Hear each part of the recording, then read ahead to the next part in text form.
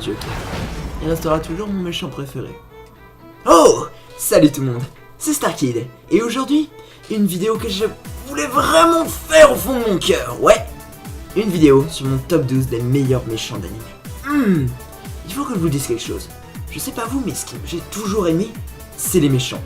Je sais pas, ils sont 1000 fois plus intéressants que le héros qui sauve le monde, quoi. C'est toujours plus drôle d'être un méchant et de détruire le monde, vous trouvez pas? Enfin, subjectif, hein, pas dans la réalité, hein, attention. Que ce soit son style, sa puissance ou son charisme, on a chacun notre méchant d'anime préféré. Non, sans déconner, la liste est tellement grande que j'étais obligé d'en faire un top. Mais bon, 10, je trouvais que c'était trop peu, et 12, je me suis dit que c'était pile le bon chiffre. Donc c'est parti les amis. Mais juste avant, j'aimerais qu'on fasse 2-3 petits points avant qu'on commence pour éviter que ça gueule trop dans les commentaires. Parce que oui, je te vois arriver avec tes gros sabots dans les commentaires et me foutre un dislike en disant mon méchant préféré il est pas dans la liste, pourquoi celui-ci il est plus haut que celui-là? Ta gueule, TG. C'est ma liste, c'est totalement subjectif et je m'en bats les couilles de ce que tu dis. Enfin, non, pas totalement. Après la vidéo, fais ta liste dans les commentaires, comme ça tout le monde sera content et ce sera 1000 fois plus cool. D'accord? Mais, comme je l'ai dit, nous allons faire 3 petites règles pour ne pas l'oublier. Règle numéro 1, il n'y aura dans cette liste que des méchants qui ont été faits en manga et en animé.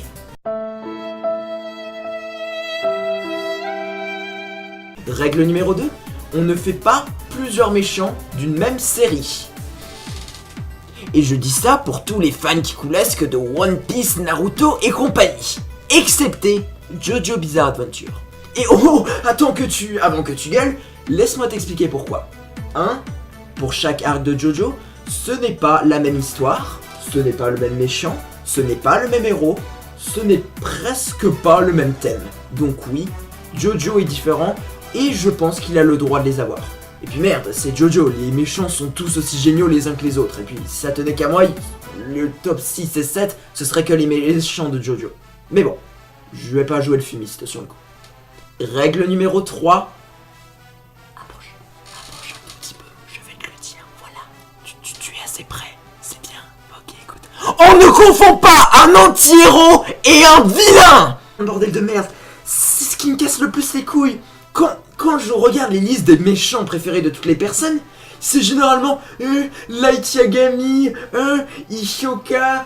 Non! Non! C'est des anti-héros, pas des méchants. Confondez pas! Ne confondez pas les deux. Je sais qu'ils se ressemblent, mais non, il y a une énorme différence entre les deux. L'anti-héros, c'est celui que tu vas suivre en particulier dans l'histoire, pas celui qu'il va affronter. Et oui, je considère Hisoka comme un anti-héros parce qu'il aide le héros. Un coup il l'aide, un coup il est contre, un coup il l'aide, un coup il est contre. Et il fait ça tout le temps. C'est pas que j'aime pas Hunter x Hunter, au contraire, j'adore Hunter x Hunter. Mais voilà, j'ai toujours considéré comme étant un anti-héros. Et ça restera un anti-héros pour moi, pour l'instant, Hisoka. C'est tout. Allez, c'est parti. Numéro 12. Rao de Hokuto no Ken dit Ken le survivant. Alors, si tu ne connais pas Hokuto no Ken dit Ken le survivant, genre, sans déconner quoi mec, tu ne le sais pas encore, mais tu es déjà mort. Non, ça te dit rien? Ou même l'opening génial, Matt?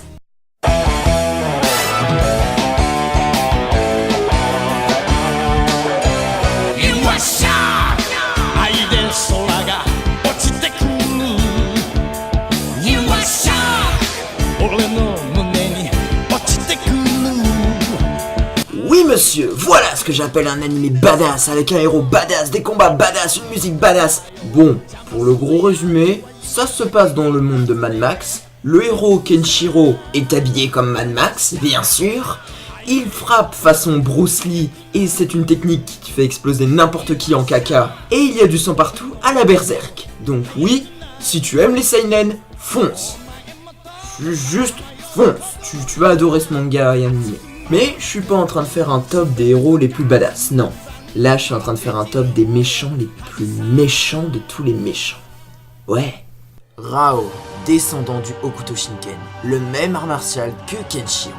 Son but, de conquérir le monde et battre Kenshiro pour prouver qu'il aurait dû être le vrai héritier du Hokuto Shinken. Pour lui, la puissance est maître de tout. Il suffit juste d'un énorme coup de poing et boum, dégage. C'est moi qui le respect et qui le garderai, petit.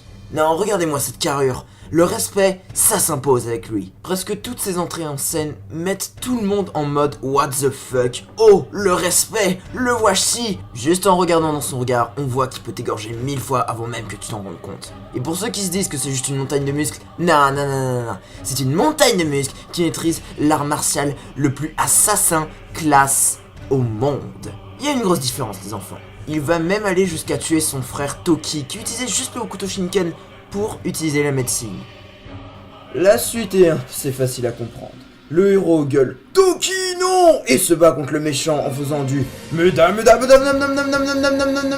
et Kenshiro qui fait un oh là, même si ça vient d'un autre animé. Au final, il le bat. Rao envoie son âme dans le ciel en se tuant lui-même et en disant ses derniers mots. Je n'ai eu aucun regret dans cette vie. Putain, ça c'est badass! C'est badass les enfants, regardez avec le poing levé vers le ciel! Nom de Dieu! Ah! Si vous avez juste une chose à retenir de ce méchant, c'est à quel point il était puissant et il aurait vraiment pu être le roi du monde.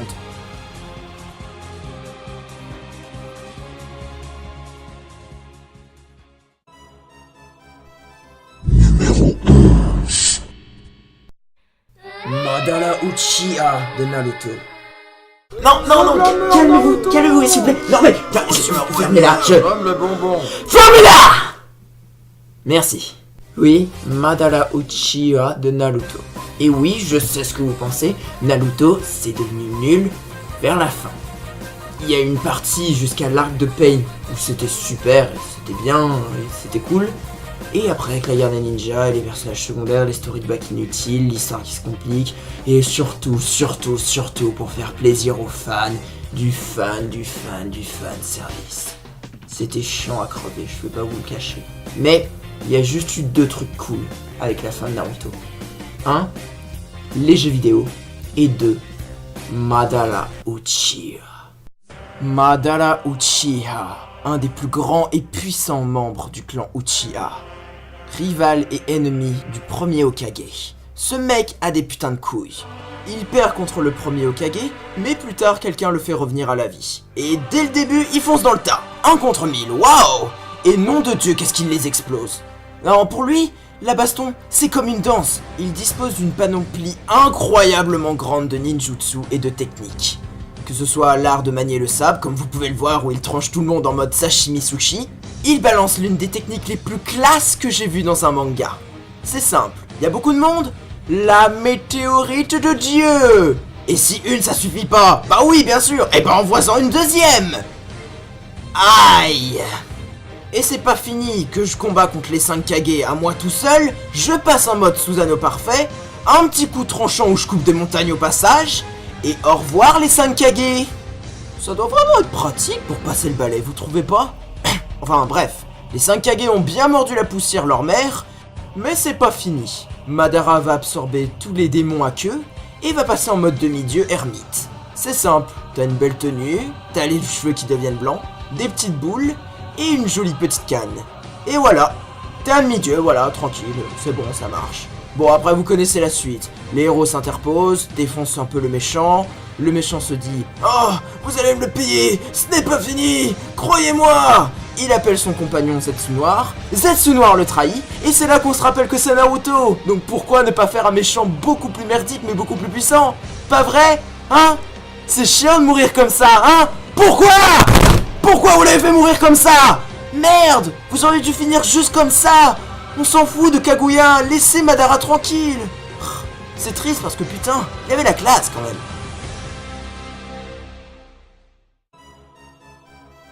Numéro 10.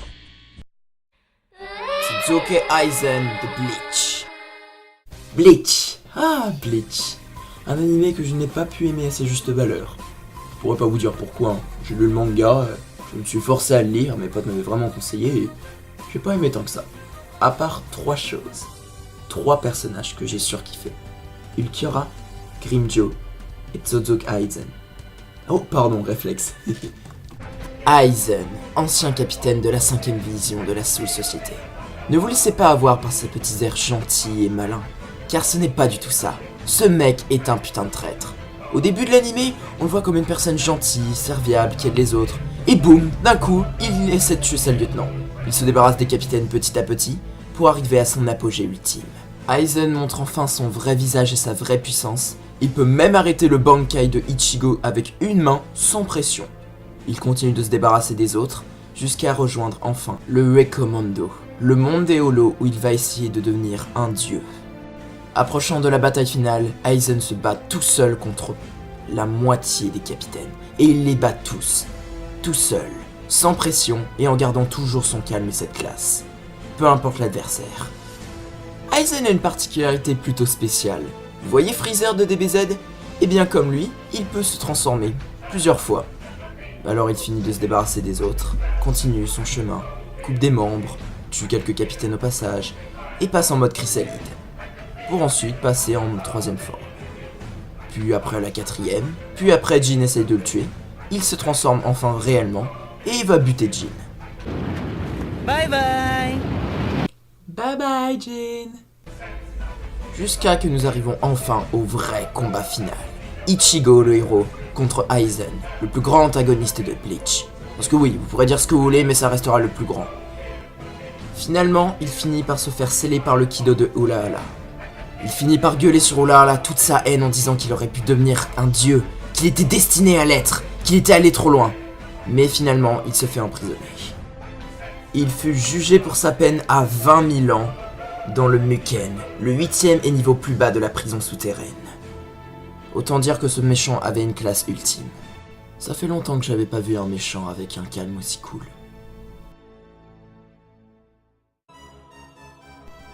Numéro 9. Envy de Fullmetal Alchemist. Oh Envy. Envy, quelle putain de saloperie. Oui, sur l'échelle de la puputerie, là à peu près, il y a moi. Là-haut, il y a Donald Trump. Et bah encore plus haut. Wow. Là-haut, oui. Oui, encore plus haut, vous le voyez pas, mais moi je le vois. Et bah il y a Envy. Ouais, il est haut cet enculé. Et putain, qu'est-ce qu'il le mérite. Envy, homonculus qui a plus de 380 ans. Il incarne le péché de la jalousie et de l'envie. Et c'est une brave petite pute. Envy a toujours un caractère fier et impulsif, lui permettant de provoquer les autres en les considérant comme de la merde. Le pire avec ce personnage est qu'il peut se transformer en n'importe quoi et n'importe qui. C'est à cause de lui que mon personnage préféré de Fullmetal Alchemist est mort. Celui qui me faisait le plus rigoler et plus craquer, Yuji. Sans déconner, prendre l'apparence de sa femme pour ne pas se faire tirer dessus, je trouve ça sale. Putain, j'avais qu'une envie, que Envy die, parce que nom de Dieu, la scène de funérailles avec Yuji... Non, je suis désolé, mais là, j'étais presque en larmes, quoi.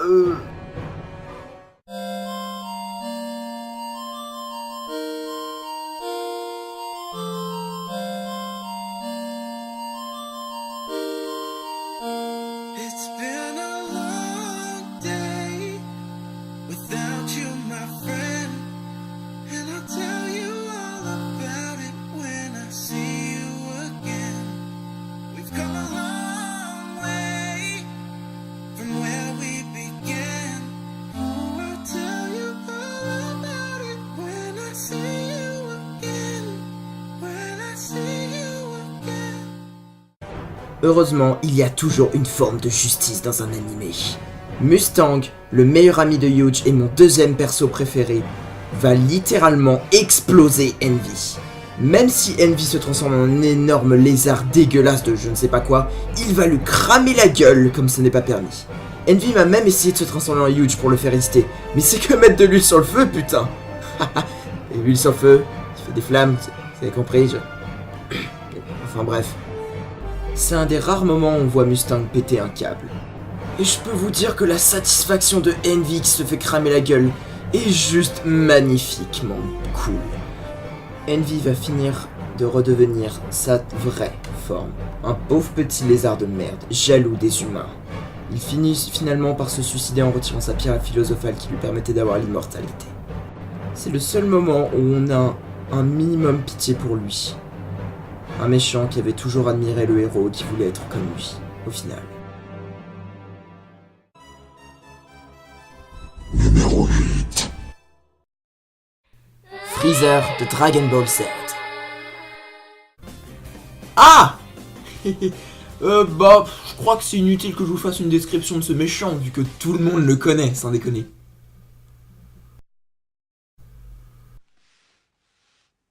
Who you talking to? Quoi? Non, mais... Non, s'il vous plaît, c'est chiant de chercher les sources et de mettre des images et de la vidéo, et... Non, mais tout le monde le connaît, Freezer, je dois vraiment le faire? Sans déconner, c'est le méchant le plus connu de Dragon Ball Z et le plus connu de tous les animés au monde. En même temps, Dragon Ball Z, c'est la vie. Si tu ne connais pas Dragon Ball Z, tu n'aimes pas Dragon Ball Z, la porte, elle est là-bas. Tu dégages, s'il te plaît. Parce que voilà, quoi. Tu n'aimes pas Dragon Ball Z, je te vois mal aimer les animés, vu que c'est la base de la base. Enfin, bref. Bon, je vais vous faire 5 points pour vous dire pourquoi il est en 7ème position. Numéro 1, parce que tout simplement, c'est Dragon Ball Z. Vous pensiez à quoi? C'est Dragon Ball Z. Tout le monde connaît le putain de mème. Cette planète va exploser dans 10 minutes. 10 épisodes plus tard. 5 minutes. 5 épisodes plus tard. 2 minutes. Une dizaine d'épisodes plus tard. 5 minutes, très exactement. Attends, quoi? Numéro 2, parce que c'est l'un des premiers méchants et sûrement l'exemple le mieux connu du méchant qui se transforme petit à petit pour atteindre une puissance ultime. Numéro 3, parce que c'est une pute, tout simplement. Il a détruit la planète Vegeta juste parce qu'il aimait pas les saiyans et que ça lui faisait plaisir. Il tue les amis de Goku juste devant lui pour lui faire péter un câble, ce qui a marché plus tard. Si vous avez lu le manga, regardez l'anime, vous savez ce qui se passe. Alerte spoiler, il devient Super Saiyan. 4, parce qu'à chaque fois, quand on pense qu'il est mort, il revient à nouveau. Vous avez qu'à voir le dernier film Dragon Ball Z qui est sorti, Golden Freezer. Juste avant, dans la première baston, quand il se fait tuer par Goku, après, il revient en Mecha Freezer pour ensuite se faire démonter la gueule par Trunks du futur. Enfin, cet enculé revient tout le temps, donc voilà quoi. Et numéro 5, le dernier et le meilleur, c'est grâce à lui, putain, qu'on a pu voir Sangoku en mode Super Saiyan. Oh mon dieu, qu'il était bon ce moment. Numéro 7. Le Major de Hellsing. Le Major de Hellsing. Tu veux une bonne raison de le détester? C'est un nazi. C'est bon, le game est fini. Tu sais déjà pourquoi il est là, hein. Mais laisse-moi t'expliquer pourquoi en particulier je l'ai mis dans ce classement. Le Major, chef d'un parti nazi, le nouveau Führer en quelque sorte. Ce mec est la raison fondamentale de pourquoi la guerre existe et pourquoi les gens peuvent aimer la guerre. Voyez-vous, le Major n'a qu'une seule obsession, la guerre. Il adore la guerre. Il aime entendre le bruit des explosions, les soldats se faire déchiqueter, le bruit des tanks qui passent sur les cadavres, que ce soit dans les airs, sur terre ou dans la mer, peu importe. Pour lui, il n'y a que ça qui compte. Est-ce qu'il a besoin d'une raison pour le faire? Non, aucune. Est-ce qu'il en a vraiment besoin d'une raison? Nullement. Si on réfléchit bien, tout ce qu'il dit est totalement vrai. On a beau aimer la guerre ou ne pas l'aimer, c'est dans la nature de l'être humain. On est bien obligé de l'accepter. Quand on regarde l'histoire du monde, on remarque que la moitié est constituée que de guerres qui n'ont fait que avancer ou faire reculer le monde pour une délibération. Une des meilleures scènes avec le Major est tout simplement le moment où Londres explose de 1000 morceaux. Et pour lui, ce n'est qu'un chef d'orchestre qui symphonise le bruit des explosions, des vampires qui détruisent tout, des Gatling qui explosent, qui tirent dans tous les recoins. Et la fin est juste génialissime. Lors du face-à-face final, on se rend compte que le Major n'est en fait juste qu'un robot.